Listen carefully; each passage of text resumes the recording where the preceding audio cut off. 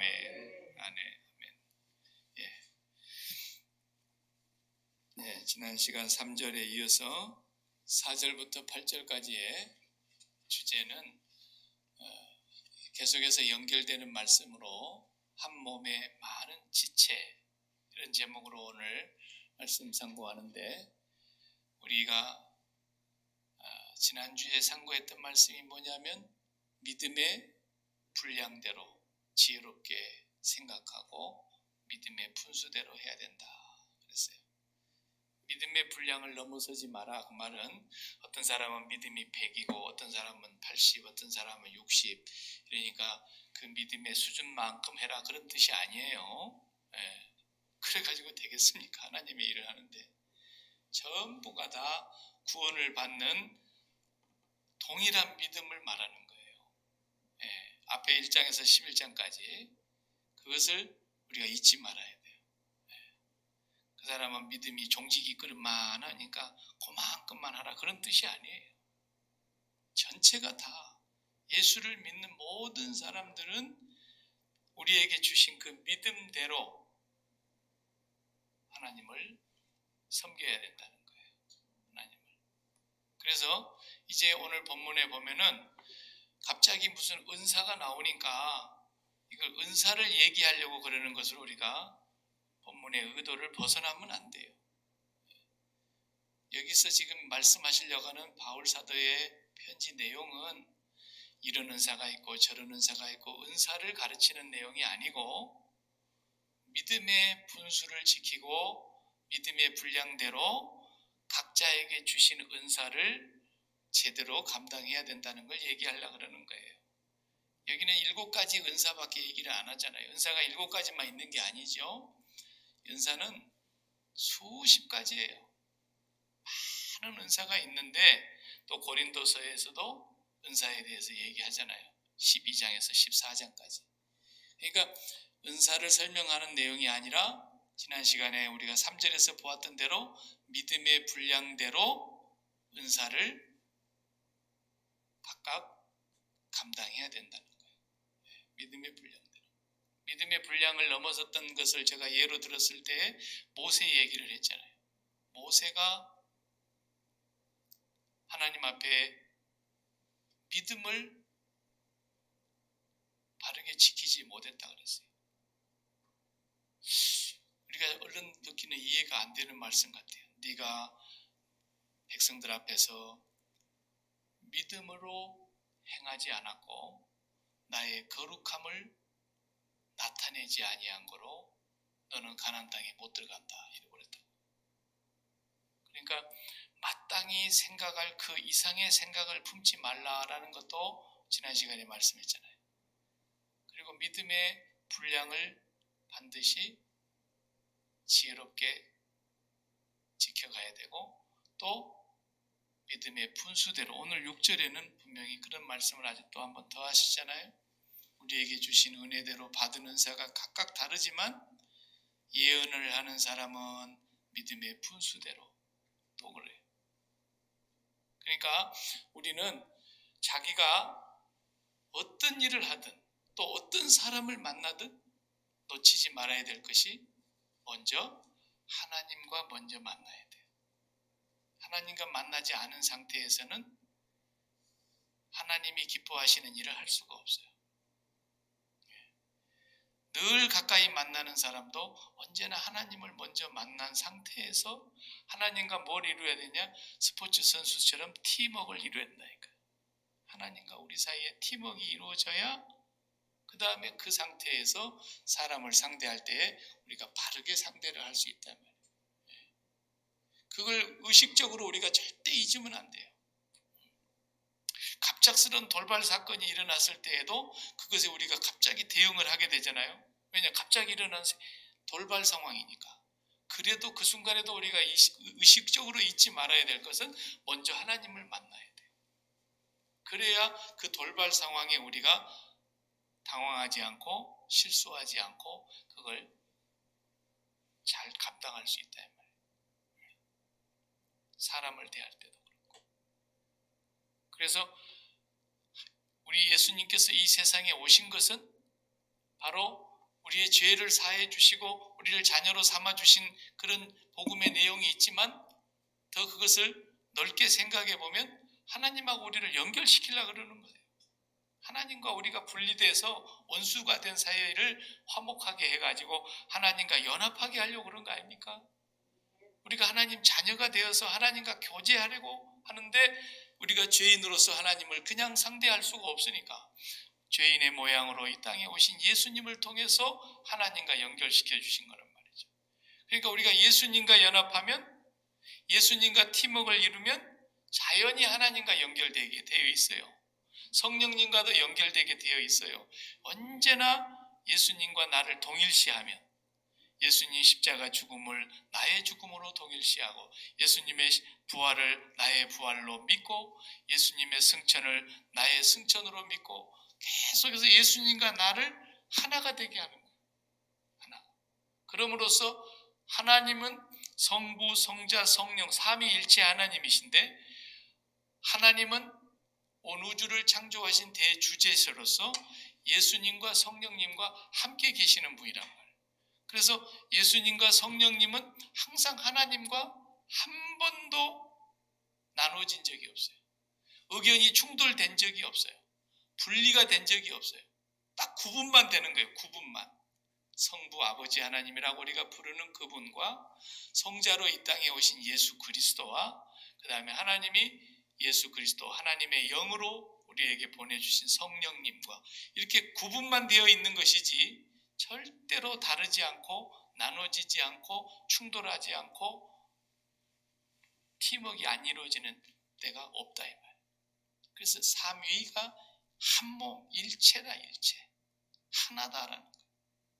그러니까 우리가 예수님하고만 딱 하나 돼버리면 자연히 하나님의 모든 것이 예수님을 통해서 성령님을 통해서 우리에게 연결이 되게 돼 있어요. 이게 먼저 이루어져야만이 그 다음에 이제 은사가 가동이 되는 거예요. 그렇지 않으면 오늘 본문의 내용을 우리가 잘못 이해할 수 있다 이 말이에요. 은사를 다시 한번 정리를 해보시면 은사가 7가지만 여기서 설명을 했는데 7가지만 설명했으니까 7가지 가지고만 당장 얘기를 할 수밖에 없지만 은사를 가진 사람들은 7가지 은사만 있는 게 아니라 수십 가지가 있는 중에 은사를 받은 사람들이 어떻게 그 은사를 발휘해야 되느냐. 첫 번째 오늘 4절을 보시면 4절 말씀 다 같이요. 우리가 한 몸에 많은 지체를 가졌으나 모든 지체가 같은 기능을 가진 것이 아니니. 당연한 말씀이죠. 우리 몸은 하나이지만 여러 지체가 우리 몸에 연합되어 있습니다. 이걸 보고 유기체라 그러죠. 유기체. 유기체라는 것은 생명체예요. 생명체. 그래서 바늘 끄트머리 같은 날카로운 것으로 우리 몸 어디 한 구석이라도 찔리면 찔린 자리만 아픈 게 아니고 온몸이 오싹거린단 말이에요. 그게 연결되어 있는 유기체예요. 그런데 한 몸에 그렇게 많은 지체가 있는데 그 많은 지체들이 전부 기능이 다르다 그랬잖아요. 아니 맨날 입이 맛있는 음식을 맛을 보니까 위에 있는 눈이 샘이 나가지고 질투가 나서 나도 좀 맛 좀 보자. 그러면은 눈도 맛을 그래 니도 눈도 맛을 봐라 그러면서 고추장 맛도 보고 간장 맛도 보고 그러면 되겠어요? 불가능하다는 거죠. 그렇게는 절대 안 되는 거죠. 반드시 은사마다 다른 은사지만은 그 다른 은사들이 기능이 다 다르고 그렇지만 한 분 주님이 주신 것이고 한 분 성령님으로 말미암아 오는 것이라. 그래서 그 은사를 주신 것은 몸 전체를 유익하게 하려고, 교회 전체를 유익하게 하려고 그러는 거죠. 그래서 하나님이 행하시고자 하시는 그 완전한 교회를 이루시려고 은사를 주신 거예요. 그러니까 은사는 우리 눈도 소중하고 입도 소중하고 귀도 소중하고 다 자기 하는 일이 달라요. 귀가 먹겠다고 달라들고 귀가 숨을 쉬겠다 그럴 수는 없는 거 아닙니까? 숨 쉬는 일은 코만 해야 되는 거고 입은 맛을 보고 말도 해야 되고 귀는 잘 소리를 들어야 되고 눈은 똑바로 봐서 넘어지지 않고 바르게 거룩게 해줘야 되고 전부 자기 기능이 있는데 어느 것 하나가 소중하지 않은 게 없어요. 3개 중에서 4개 중에서 하나 내놔라 그러면 뭘 내놓겠어요? 귀를 잃어버렸다. 그래도 얼마나 답답하겠어요. 눈을 잃어버렸다. 그래도 말할 수 없이 답답하고 냄새를 못 맡는다. 그러면은 그건 조금 덜 답답할 것 같지만은 그렇지 않아요. 냄새를 못 맡는 것도 굉장히 위험한 거예요. 맛을 못 느낀다. 이것도 문제가 심각해요. 전부 다 필요해요. 하나도 소중하지 않은 게 없어요. 그러니까 교회에서는 그냥 맨날 놀고 먹는 사람처럼 보이는 사람도 굉장히 소중한 거예요. 저 사람은 맨날 먹을 때만 와.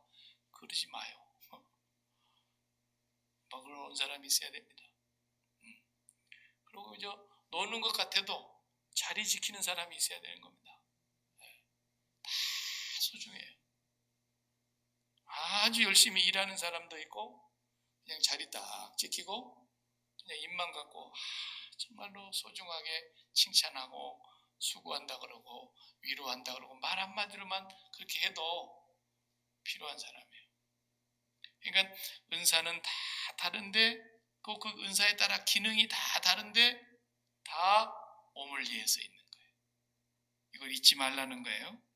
절대로 분수를 잃지 말라는 거예요. 그래서 은사의 종류를 한번 그 다음부터 보겠어요. 자, 6절에 우리에게 주신 은혜대로 받은 은사가 각각 다르니 혹 예언이면 믿음의 분수대로. 그래서 예언한다는 말은 우리가 항상 혼돈하기가 쉬운데 오해해서는 안 되는 말입니다. 이게 저 미래를 내다보고 점을 치르듯이 미래를 예언한다. 그런 예언이 아니에요. 이 단어 자체가. 우리는 예언 그러면 무슨 신비한 것만 생각하게 되는데 그런 게 아니고 하나님의 말씀을 전하는 걸 말하는 거예요. 하나님의 말씀 전하는. 그래서 예언이라는 것은 원래 히브리 말에는 나비라 그랬어요. 나비. 날아다니는 나비와 발음이 똑같은데 나비가 예언한다는 것이에요. 그 예언은 뭡니까? 하나님의 말씀을 받아서 전해주는 거예요. 전해주는 거예요. 물론 그 속에 미래에 일어날 일도 물론 포함은 되어 있죠.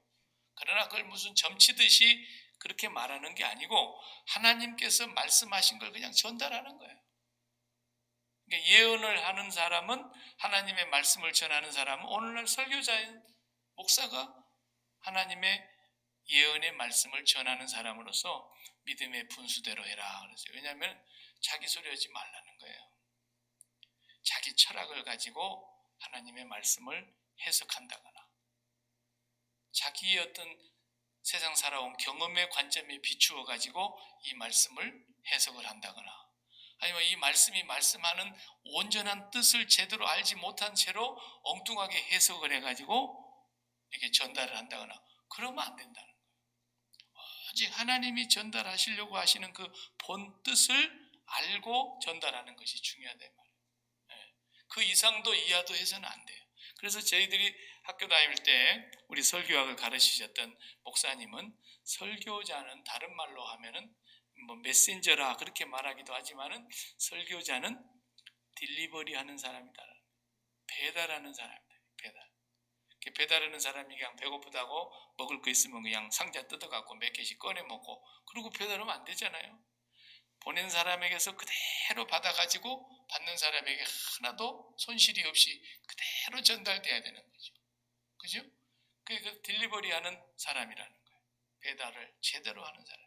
하나님의 말씀을 그래서 운반해 주는 사람이다. 설교자를 그렇게 우리 스승이 가르쳐 줬어요. 절대로 딴소리 하지 말라는 거예요. 내 생각에는 그러면 절대로 안 된다는 거예요. 하나님의 말씀이니까. 그래서 사도 바울도 하나님 말씀을 전달을 하다가 고린도서 같은 데 읽어보면은 내가 이 부분에 대해서는 주님께 받은 계시가 없어서 내 의견을 말합니다. 이런 데가 있었어요. 성경에 보면. 그런데 그 의견을 말할 때에도 뭐라 그랬냐면 그렇다고 해서 내가 함부로 말하는 게 아니라 성경에서 하나님께서 말씀하고 있는 그 여러 가지 정황에 비추어서 볼 때에 하나님의 뜻에 어긋나지 않는 자신의 생각을 전달했던 거예요. 조심해야 되는 거예요. 그래서 딴소리 하지 말아야 된다는 거죠. 예. 저도 그런 예언자 되지 않도록 여러분이 기도해 주셔야 돼요. 예. 잘못 전달하는 경우가 되면은 어떻게 되겠습니까? 하나님의 말씀을 듣지 아니하고 엉뚱한 말씀을 듣게 된단 말이죠. 제가 이제 언젠가 누가복음 10장 말씀을 준비하고 있는데 누가복음 10장에 선한 사마리아 비유가 나와요. 강도 만난 사마리아 사람 막 이렇게 도와주고 뭐 태워다가 또 뭐 여관에 가서 뭐 여비를 남겨주고 막 이렇게 갔다 왔다 하는 사람 있잖아요. 근데 그 사마리아 사람, 선한 사마리아 사람의 비유를 우리 기독교인들이 한 70%가 잘못 이해하고 있는 것 같아요. 제가 볼 때는. 네. 저도 그것을 깊이 연구해보기 전까지는 저도 잘못 이해했더라고요. 그래서 제가 그 말씀을 우리 성도들에게 새해 되면은 이제 전하려고 제가 준비하는데, 하나님 말씀을 잘못 해석하는 경우가 목사에게 가장 위험한 거예요. 그래서 하나님 말씀 전하는 것처럼 두렵고 떨리는 게 없어요. 기도해 주셔야 되는 것이 바로 그거예요. 하나님과 항상 교통하는 가운데서 성령의 감동하심으로 기록한 책이기 때문에 사람의 생각과 사상과 철학이 들어가지 않고 오직 하나님의 말씀만 온전하게 전할 수 있는 사람이 되게 기도해 주셔야 됩니다. 그 다음에 또 보면은요, 7절 다 같이 읽어보십시다. 혹 섬기는 일이면 섬기는 일로, 혹 가르치는 자면 가르치는 일로, 혹 위로하는 자면 위로하는 일로. 이렇게 똑같은 말을 두 번씩 반복하시네요. 가르치는 일이면 가르치는 일로, 섬기는 일이면 섬기는 일로, 위로하는 일이면 위로하는 일로. 그건 무슨 말입니까? 우리 지체했다가 얘기해 봅시다. 눈이라면은 보는 일로. 딴 일 하지 말라는 거예요. 눈이 맛을 보다니 코라고 할 것 같으면 냄새 맡는 일로, 귀라고 같은 것 같으면 듣는 길로, 이렇게 하라는 거예요. 그러니까 무슨 말입니까? 은사는 기본적으로 그 정신이 섬기는 것에 있는 거거든요. 근데 어떤 사람은 은사를 받았다 그래가지고 그걸 자기의 권위로 나타내려고 그래요. 그래서 은사 받은 사람들이 은사 운동하고 다니고 무슨 좀 신비한 일이 막 일어나기는 그런 사람들은 맨날 어때요? 자기가 굉장한 사람으로 이미 돼버린다니까.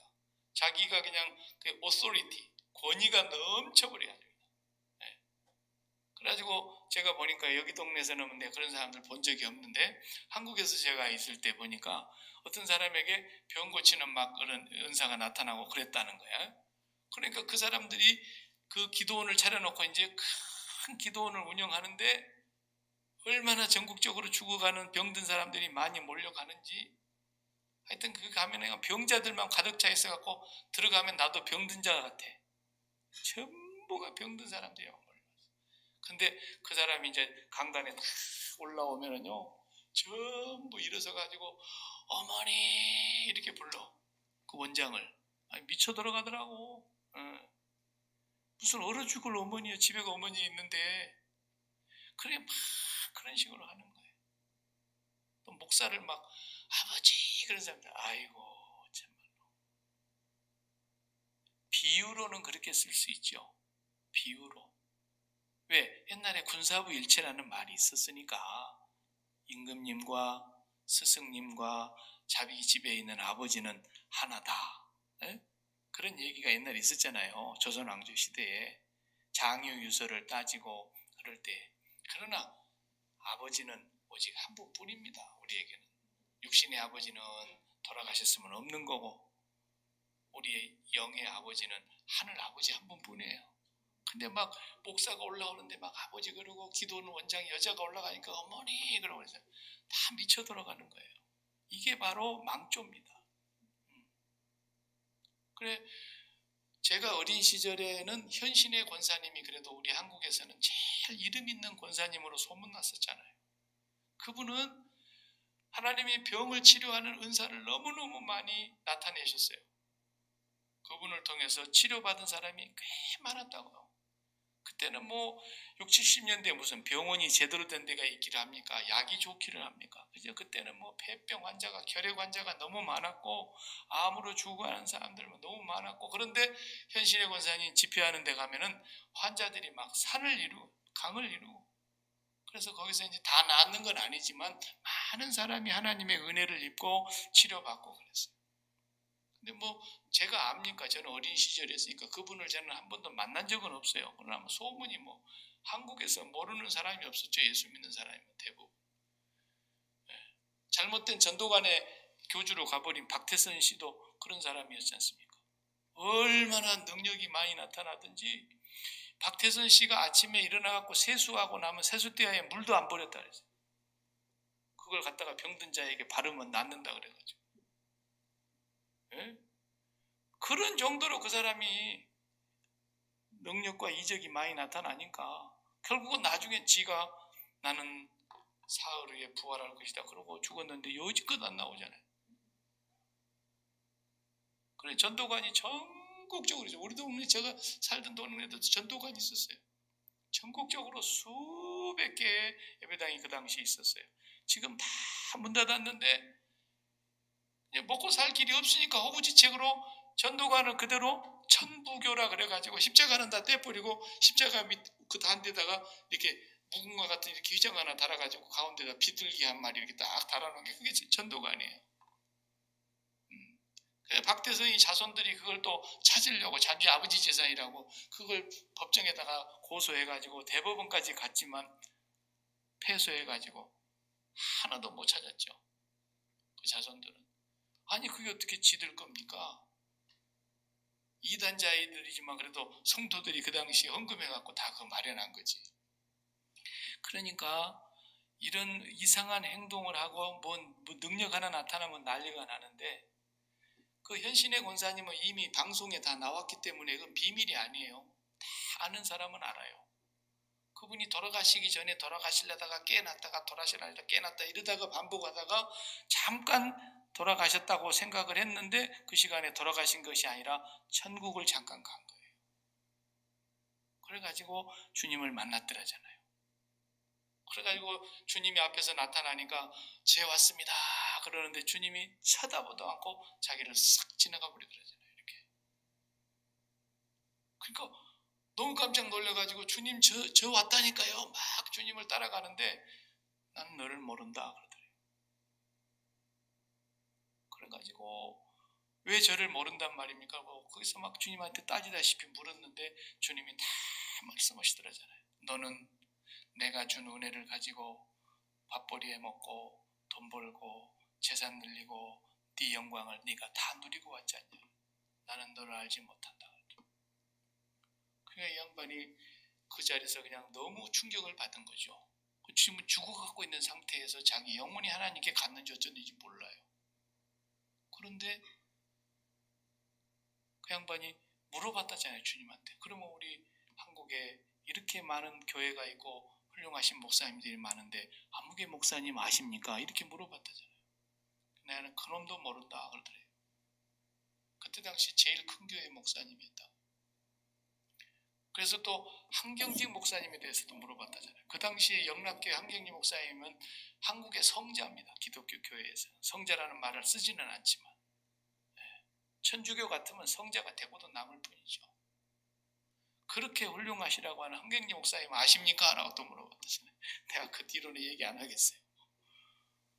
그래가지고 양반이 깨어나가지고 너무 충격을 받아가지고 그동안에 자기가 하나님의 받은 은사를 가지고 수많은 성도들의 병도 치료받게 해주고 뭐 해주고 하면서 자기에게 헌금한 것으로 얼마나 많은 재산을 마련했겠습니까? 안 그렇겠습니까? 근데 그걸 다 팔은 거예요. 다 자식들한테 다 얘기해가지고 하나도 남김없이 다 몽땅그리 팔아가지고 그때 가서 주님한테 물었던 그 목사님이 내가 그를 안다 하는 그 목사님을 찾아갔대요. 그래서 그 목사님에게 그 교회에다 헌금을 다 한 거예요. 전액을. 그 뭐 우리 한국에서는 다 소문난 얘기예요. 그때 우리는 신학생이었는데 그 얘기 다 들었죠. 그리고 얼마 후에 현 권사님이 돌아가셨어요. 회개하고. 본인이 뭐 하여튼 깨어나서 한 얘기를 사람들이 듣고 이제 사실로 또 옮겼고 재산 다 팔아서 다 바쳐버리고 갔으니까 그렇게 했단 말이죠. 정말로 조심해야 되는 거예요. 그러니까 하나님은 틀림없어요. 여기서 뭐 어영부영 애들 말대로 어영부영 믿어갖고 되는 게 아니에요. 정확한 거예요. 하나님은 그 말씀의 1.1획도 틀림이 없이 행하실 분이세요. 우리가 회개해야 될 건 반드시 회개해야 되고 하나님 앞에 가기 전에, 그리고 하나님의 말씀 앞에서 우리가 믿음의 분량을 분명히 지켜야 돼요. 하나님의 받은 은혜를 우리가 헛되이 받아서는 안 돼요. 그러니까 여기 본문에 이게 쉬운 말이에요. 그냥 아주 단순하게 받으시면 돼요. 섬기는 일은 섬기는 일만 해야 된다 그 말이에요. 무슨 말이에요? 다시 섬김을 받으려 하면 안 돼요. 어떤 사람은 기껏 섬겨놓고 입으로 다 까먹는 사람 있잖아요. 그러면 안 된다는 거예요. 그 다음에 뭐라 그랬어요? 또 계속 가르치는 일이면 가르치는 일로, 가르치는 자면 가르치는 일만 하라는 거예요. 가르치는 일. 그러니까 쓸데없는 거 가르치면 안 돼요. 가르치는 사람 하나님 말씀을 바르게 가르치라는 거예요. 네가 코냐? 냄새 맡는 일이나 잘해라는 거예요. 딴 일에 대해서 왜 나는 입을 안 만들어줘가지고 나는 먹어보도 못하게 하느냐고 그런 원망도 하지 말라는 거예요. 교회 안에 보면은 어떤 사람은 계속 섬기는 것 같은데 어떤 사람은 대접만 받은 사람처럼 보일 수도 있다 이거예요. 그러나 그것에 대해서 불만을 갖지 말라는 거예요. 코는 코 일만 하고 입은 입 일만 하되 전체가 한 몸의 유익을 위해서 있는 거니까 거기에서 누가 우월하고 누가 좀 열등하고 그런 거 없다라는 거예요. 자기 일은 믿음의 분수대로 하라는 거예요. 그 다음에 또 뭐라 그러셨어요? 위로하는 자면 위로하는 일로 그랬어요.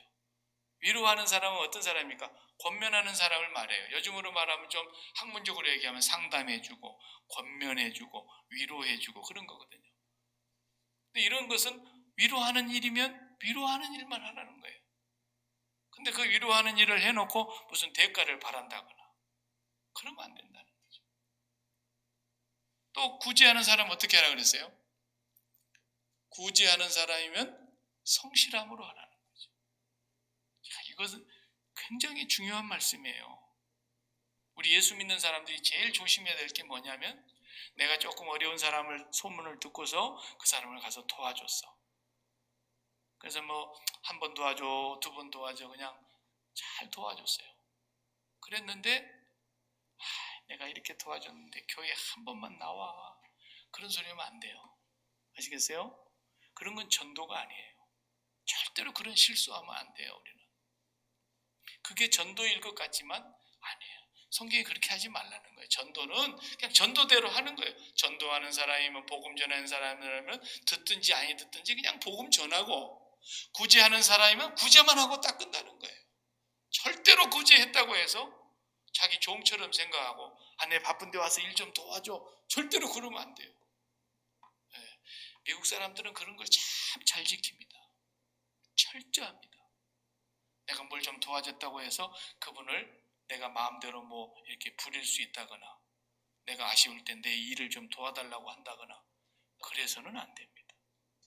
저도 사회복지학을 공부한 사람인데 사회복지학에서 수많은 그 가르침 가운데 원칙이 뭐냐면요, 전부 다 그게 긍휼을 베푸는 거 아닙니까? 그 사회복지가 어려운 사람들 다 도와주는 거거든요.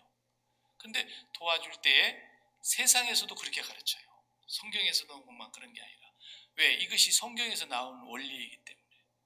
그래서 긍휼을 베풀고 구휼을 하고 구제하는데도요 어떤 조건도 달면 안 된다고 그랬어요. 일반 사회복지학에서도 그렇게 가르칩니다. 어떤 걸 도와줘도 그것을 구실로 내가 그 사람에게 어떤 걸 요구할 수 없다라는 거예요. 굉장히 중요한 거예요. 그러니까 성경에도 말해서 구제한 사람은 그냥 뭘 기대를 하지 말고 맨날 도와줘봐야 저 사람은 도와줄 가치도 없어. 그런 생각조차도 하지 말라는, 그냥 도와주고 끝나라는 거예요. 구제하는 일이면 그냥 성실함으로 구제하고, 가르치는 사람이면 그대로 가르치는 거 하고, 섬기는 사람은 그대로 섬기는 일만 하고 인정받으려고 하지도 말고 대접받으려고 하지도 말고 절대로 누가 알아주느냐 안 알아주느냐 이런 거 신경 쓰지 말라는 거예요.